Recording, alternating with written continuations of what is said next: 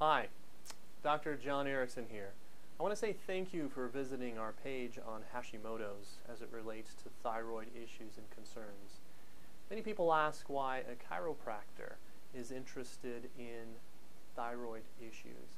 Simple reason for that is that I have family members who have struggled with this condition.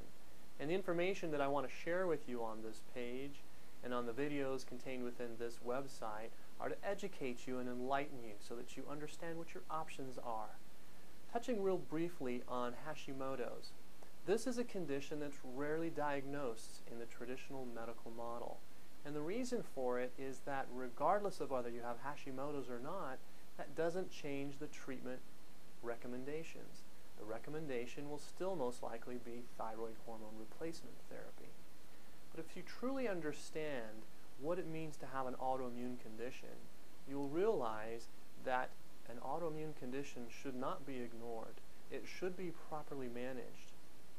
Now, currently in the traditional healthcare system, there are no treatments, there are no procedures that are used for autoimmune issues. Now, let me define a couple of things briefly. When we're dealing with an autoimmune condition, and by autoimmune what I mean is that the body's body's immune system is developing antibodies to itself. Now, developing antibodies to itself means the body has begun to target itself. In the case of Hashimoto's, the immune system has begun to target the thyroid gland. This is going to disrupt thyroid function.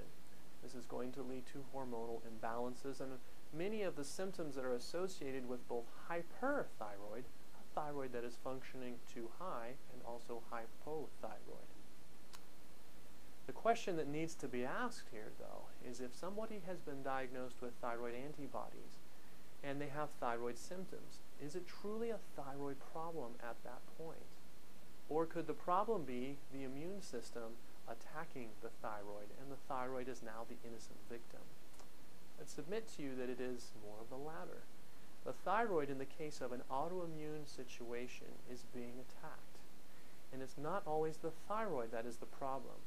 Now, if the thyroid has been under attack long enough, the thyroid itself may need some help and support as well. In identifying whether you have a thyroid autoimmune condition or not, antibody tests should be run.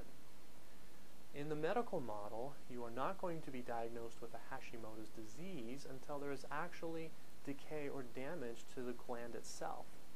However, antibodies can be identified before the actual identification of diseased or damaged tissue is present.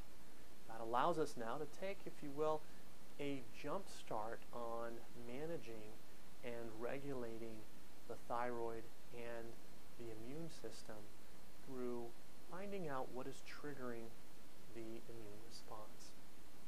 As you read through the rest of this page, I want you to focus on the importance of managing appropriately the condition and addressing the cause and not simply treating the symptoms.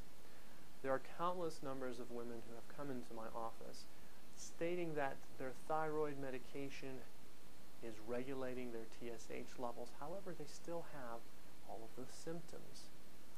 And oftentimes now, more medication is being recommended to help pacify or cover up the symptoms that they're dealing with. We do need to get to the cause. So as you're enjoying the rest of the information, be aware of the fact that you have an opportunity to come in and visit with me face to face, and we can discuss whether or not our procedures and protocols would be appropriate for you. Our concern, above all, is finding out what is behind the thyroid disorder, what is behind the Hashimoto's or the autoimmune response, and then working on the cause. This is Dr. John Erickson saying, I hope to see you in my office. I hope that I find you in a position where you're ready to do what you need to do to get your life back on track. Have a great day.